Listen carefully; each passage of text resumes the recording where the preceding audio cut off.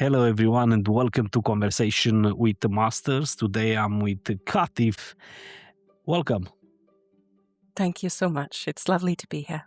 I'm very happy you take the time and to enjoy the podcast. So please introduce yourself in the way that feels most authentic to you. So I was thinking that you might ask this question, and I was walking in the forest just 2 hours ago with our dog, and I was thinking about how to introduce oneself. And I've always been interested in very many different kinds of topics and issues, but my background is in education.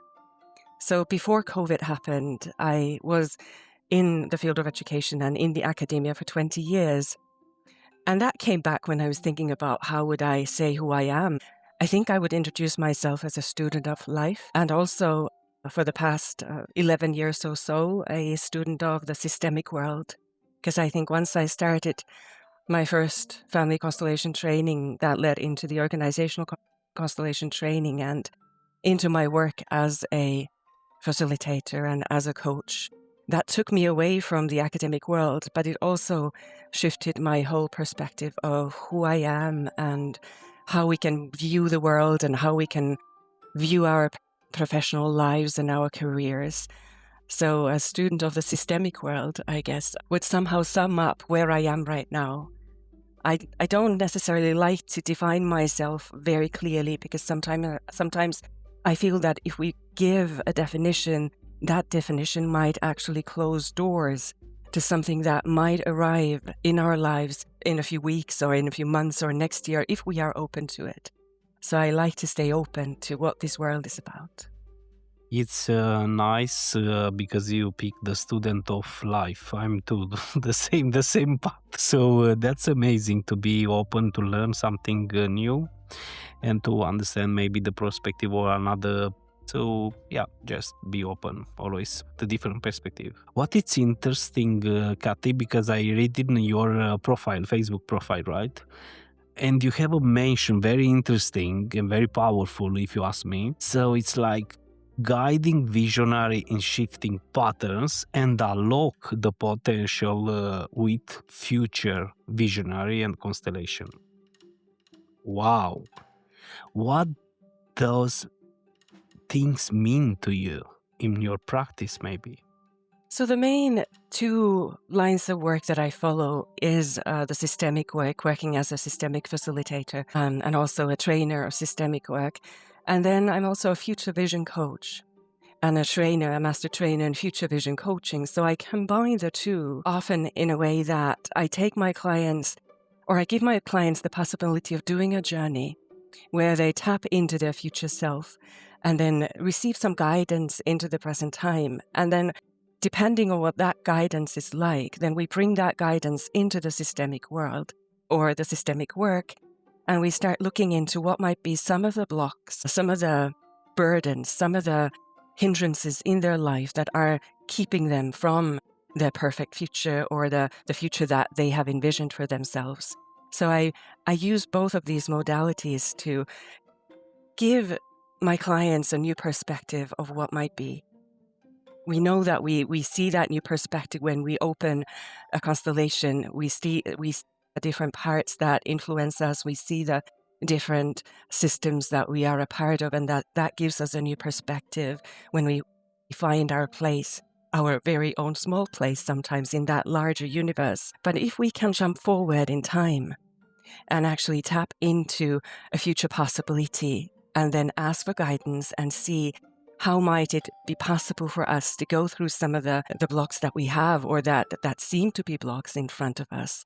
Naturally, they're not. It's just feel like they're blocks, or they may seem like they're blocks, but there's always something that we can look at, something that we can uncover, some roots that can be worked with so that those blocks actually become strengths. And then we move forward with that. So that's why I've also, when describing myself sometimes professionally, I combine the two, because those two modalities have been life-changing for me in terms of how I understand my professional life, how I understand what it is that I can offer my clients. And sometimes in today's world, it's really about hope, and it's really about perspective of being able to see a better future and to envision a better future instead of looking at what is wrong or what might be taking us down or what might be preventing us from creating that beautiful, beautiful future that sometimes we don't even know how to envision. So I like to just carry that energy or hold that energy for my clients, that the future, that we are actually quite powerful and we can create the future and we can envision a better future. And there are tools for us to do that and tools for us to actually work through some of those issues that may have kept us from that beautiful place where we are headed up till now. So that's why I have combined those two. But my curiosity is how, because you have academic background, right? So how you Yeah. discover the constellation? How was for you? So the way I discovered constellation work was that a workshop came to my hometown. I had never heard about it. It was a constellation about the relationship with our mothers.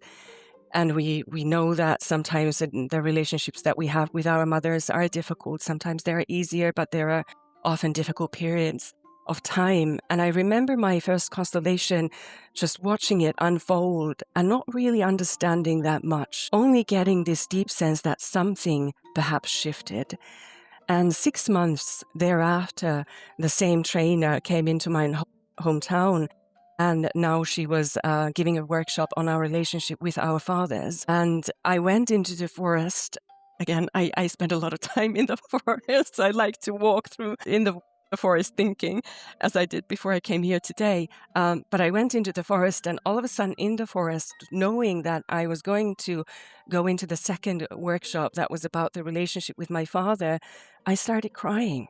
I mean, really wailing. This deep, deep inner cry and sadness started to come out from deep within me. And instantaneously, I knew that this is about the relationship with my mother, and it needed to resurface just before I was going to enter the workshop about my relationship with my father. And it was a profound moment because I had never experienced anything similar. I actually leaned up against a tree and just allowed myself to cry. And that deep, deep, deep sadness, I learned that it's not just about my mother, it's the maternal lineage and the suffering in the maternal lineage. But it was not something that you could read in books. It was something that just came through me and deeply touched me. And then I was in that workshop about the father, the relationship with the father, which with me was always daddy's little girl. So that was easier. But when I was moving through that workshop, then I went to talk to the workshop leader and I said, do you offer any trainings? And she said, yes, I do. And I said, I think the way I put it to her is that I'm not looking for a new professional direction or any kind of professional career. I know that I need to move deeper into this training or do the training process just for myself. And that's how I entered the first training that I did in family constellations. And once I got through most of the training, we actually had that day when you look at life and death. And it was right in the middle of winter. And we built a cemetery outside so that we had not imaginary, but headstones. Like it actually built a cemetery outside in the snow. And then death was on that side of the yard. And then we had the fire of life in the middle. And then what we do in our lives on the other side of that fire. And once we visited the cemetery and we honored those who had passed, the task of that exercise was to walk towards that fire of life and then to also take the guidance of life and move towards our own lives. And everything in my head said that, yes, please continue walking towards the life, but my body wouldn't. My body turned towards death and walked towards death. And I was shaken by that experience because I could not turn my body around. And so I was standing in the cemetery looking at everybody else walking towards life. And I'm thinking, what in the world is pulling me towards death? And then our trainer came to stand next to me. And then I said, would you please give me permission to come to the second training? I would like to do this whole training again because I need to find out what is this calling me towards death when everything in my head is ready to move towards life. And then naturally, during that second training, I learned about, the effects of war, who had died in war, and how we tend to, we might have the tendency to follow those who have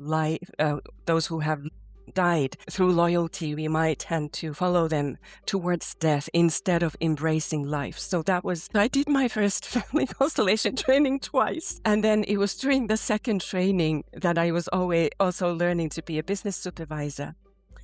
And I asked my business supervisor trainer if I could use the constellation method in my practices with clients that we needed to do to become the supervisors. And she accepted. And I started working with farmers and business people. And it was really, really lovely to see those systemic principles and how they work. But the most of the focus was on family, simply because I had just come through the family training.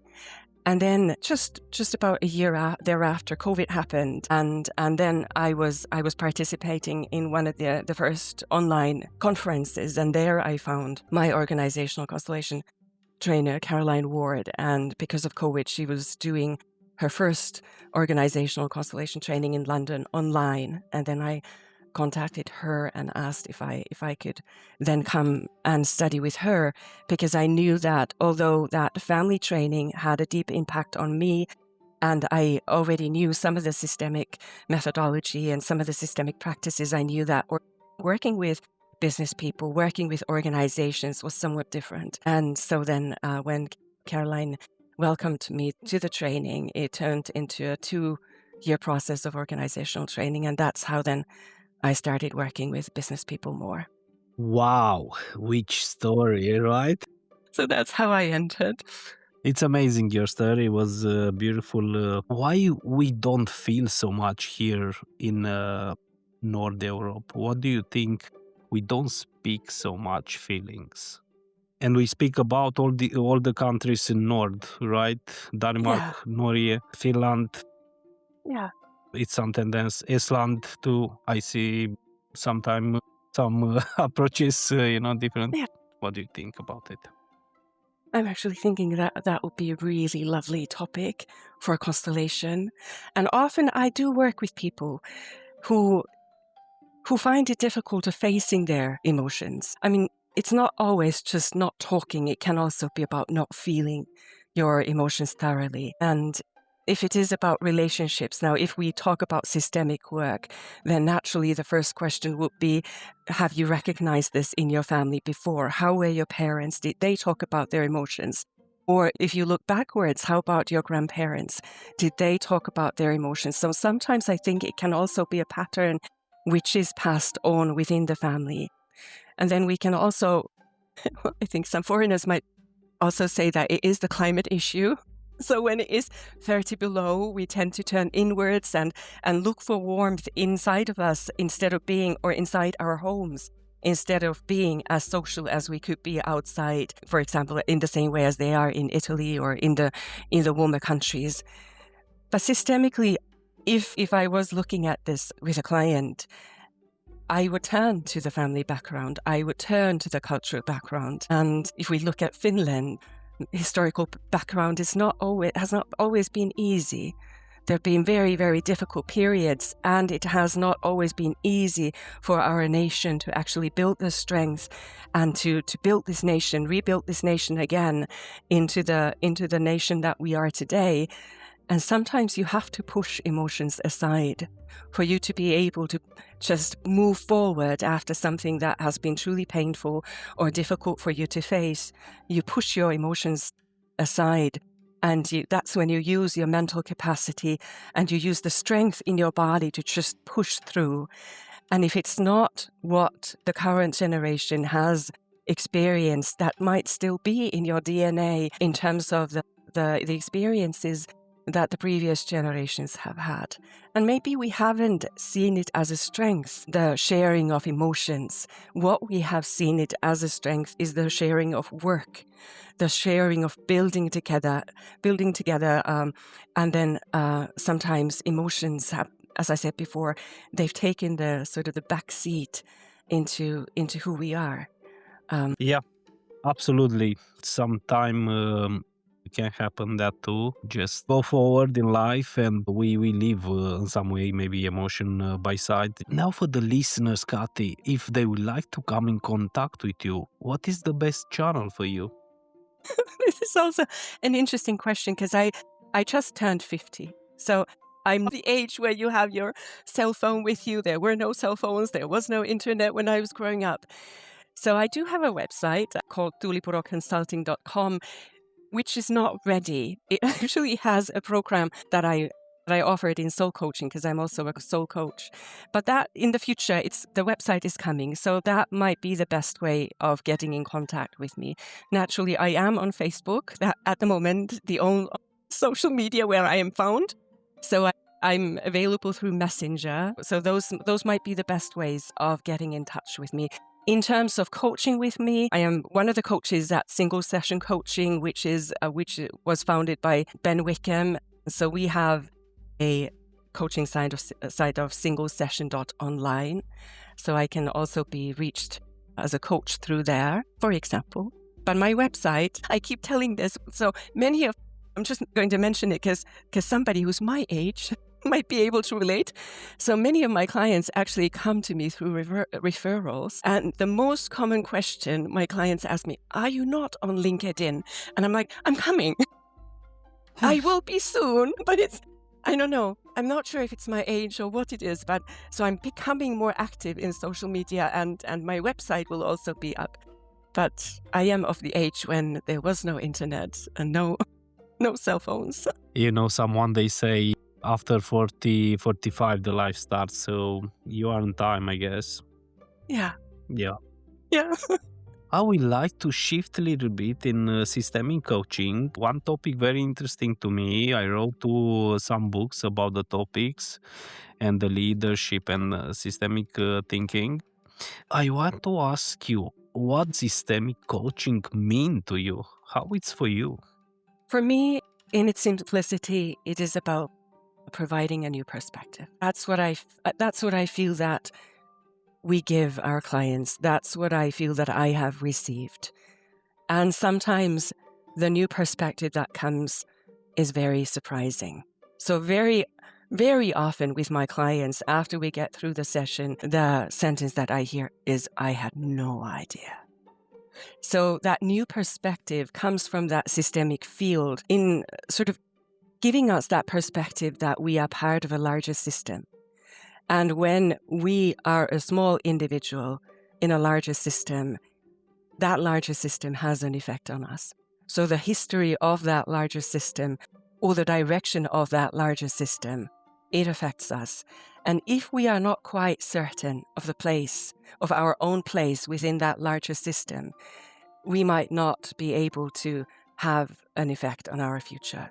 So we really need to understand what are the systems that we are a part of, whether that is the family system, whether that is the organizational system, whether that is the community that we have related with for most of our lives. So those larger systems, and yes, naturally, the cultural system, as you mentioned, that in the Nordic countries, emotions carry different weight in comparison to some other cultures. So that perspective of who I am, what it is that I am a part of. And as I mentioned the word hope previously, I think that can also bring our clients a hopeful perspective in the sense that we are not alone. We are never alone because we have these invisible ties, or sometimes they're visible, but they most often when we open the constellation, we look at those ties that are invisible. And then when we recognize those and we see how we feel about them, and how others feel about us being in that system, that gives us a whole new perspective from what systemic coaching is about mostly.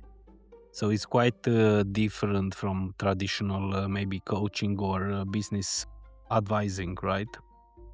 It's the next level, I would say. Yes, I agree with that. And sometimes you can work with a business coach who has already somewhat envisioned in their mind what kind of advice they could give you, or what are some of the rules or regulations that you can work with, and where it is that you should go, or where it is that you could be headed. Whereas in systemic work, especially from the perspective of the facilitator, you empty all of that. So the wisdom rests with the client, and the wisdom rests with the client's systems. And we as coaches don't necessarily have all the information that the client carries and that the systems carry. Not necessarily, we don't have. So what we need to do is have a very open mind and an open field of accepting whatever it is that the client brings and trusting that. And whatever it is that the systems where the client is, what they show us, and trusting that. And trusting that the client actually knows who they are, where they come from, what those systems that they are a part of, what they entail. And then we give the client the possibility of showing us. And when we see with them, then as coaches, we have the possibility of asking the right questions, giving some words of guidance within that situation that might enhance the understanding of the client. But it is very client-oriented. And sometimes it also means resting with a client and really allowing that client the possibility of feeling of what's there and of really understanding what it means to finally see that larger perspective that they really weren't aware of, although it has been there all that time. Yes, that's true. When we speak about advice and all this rational side, it's linear thinking, right?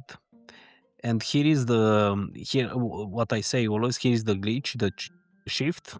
When we manage the rational thinking, what we have, 1 + 1 is 2, and we shift in the system thinking. And here it's a one curiosity what I have to ask you. How feedback loops show up in your systemic work? Do you mean by feedback loops in terms of systemic thinking? Maybe you are not so deep in that, but no pressure. We go forward. It's about No, I'm just wondering what you mean by the feedback, by the concept of feedback.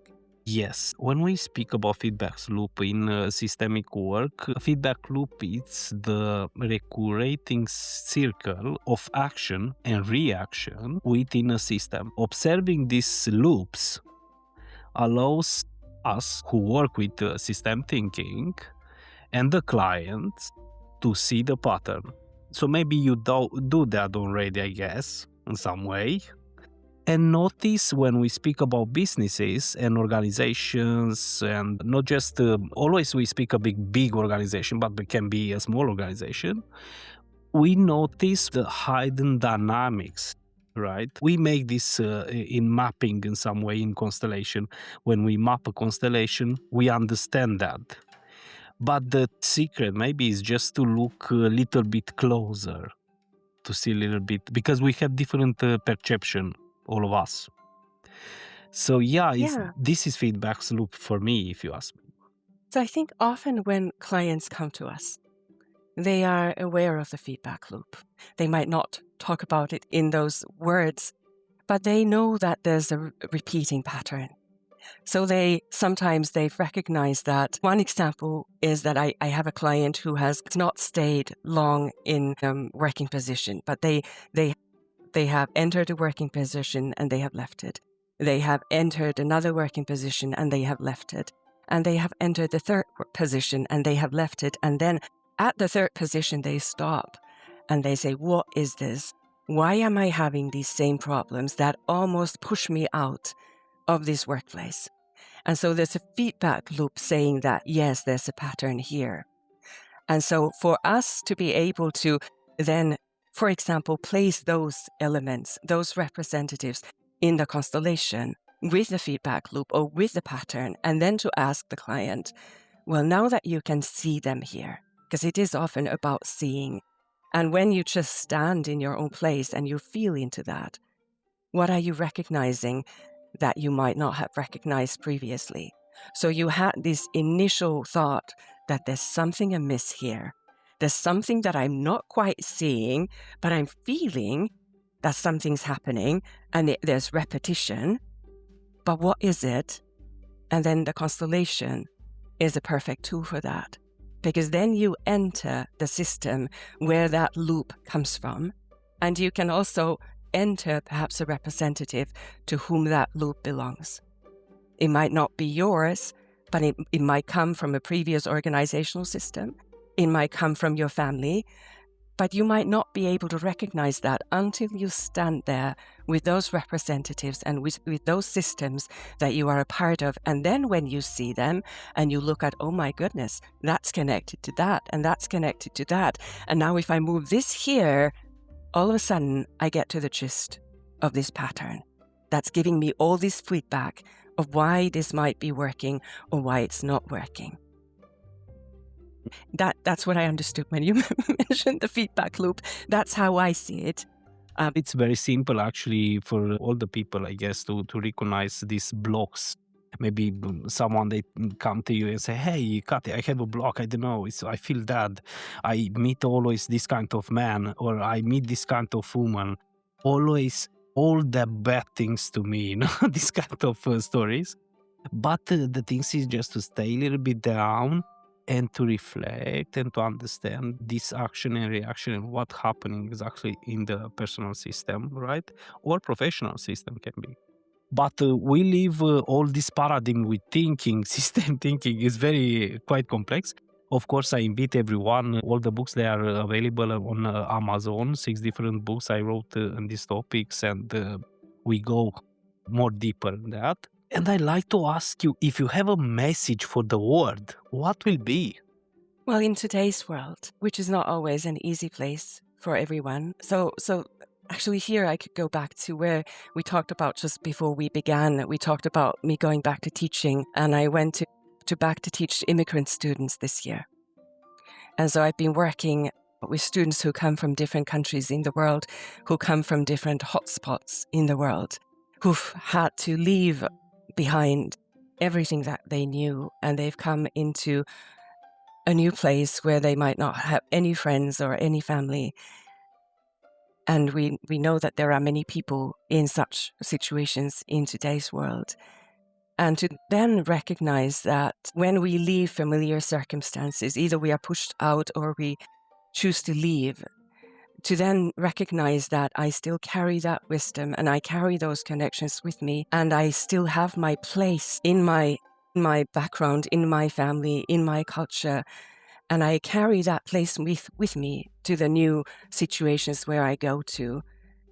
Then just the essence of that fact of being a part of a system that may not be physically present, but that I was born into or that I was raised in, if I still remember that connection, and if I remember the good aspects of that connection, that aspect of place can help you find peace wherever you are in this world, and can also help you to integrate into the new cultures where you go to, or into the new communities where you go to. It's not about leaving yourself behind or leaving your background behind. It's actually carrying that with you, and carrying that with you with pride, by understanding who you are and where you came from, and seeing that that can be of value to wherever it is that you end up in this world. And just to add to that, we know that there are aspects that are not always positive that come forward in our cultures, and those might be some of the aspects that push people out of their cultures. There's always that perspective of what is negative, and yet there's also the strength of the land and the culture that you will carry with you no matter what, and you can lean on that, and you can find that, and sometimes constellation work helps you with that, so that you remember the positive aspects of where you come from and who you are, and then you carry that with you, and that will help you find a new place in this world if need be. I'll be very happy to see you in one of your workshop offers. Is it okay if I mention a workshop that's coming up? Yeah, Would that be absolutely. okay? Yep. So I'm I'm in the organizing team of the International Systemic and Family Constellation Training, and we have an Emerging Voices event coming up at the end of March, towards the end of March, so quite soon. Should I mention the website so that if somebody gets interested in the training? Everything, yeah, absolutely. So the website is constellationintensive.com. And so the Emerging Voices is for those students who have gone through the advanced level training. It's a full year training, and I know many of our teachers have also been here with you. And we start with a new training in May. But before that, we have the Emerging Voices event coming up, and I will be introducing creation constellations that I have created. That comes through the nature-aligned leadership coaching that I facilitate and that I train people in, and also through the soul coaching practices where we look at the 4 elements of earth, water, air, and fire. And then we see how now the natural world, so it's a part of nature constellations, how the natural world influences our businesses and how we can actually connect with nature and connect with this larger system of globe to see where our businesses are headed. So I will be introducing that in the Emerging Voices event. And it's interesting because you speak a lot about the nature, right? And I remember some years ago, the first time when I see a big tree here in Sweden, very big, enormous, I was scared. For some moments, I was a little bit, I back it up a little bit, But after what it's interesting because I was closer to him and just hug him, So it was a nice and interesting, feeling. Yeah. And I feel that we create our businesses through our bodies. And so we wouldn't have the body without earth. We wouldn't have the body without water because most of our body is of water. We wouldn't be here without air, and we wouldn't have the personal power that we have without fire. Naturally, there wouldn't be life on earth without the sun. So for us to be able to actually connect with the natural forces, with the 8 elements of nature and see how our bodies create with nature, then that does give a new perspective to our business creations and to what it is that we want to bring forward in the business world, in today's world. Amazing, Kati. Thank you very much. You take the time and you enjoy us tonight to this conversation, what we have. Thank you so much, Marius. It has been absolutely lovely I being hope here with you. I hope I see you soon in Finland. Yes, absolutely. Looking forward to that. My name is Marius, and thank you for listening.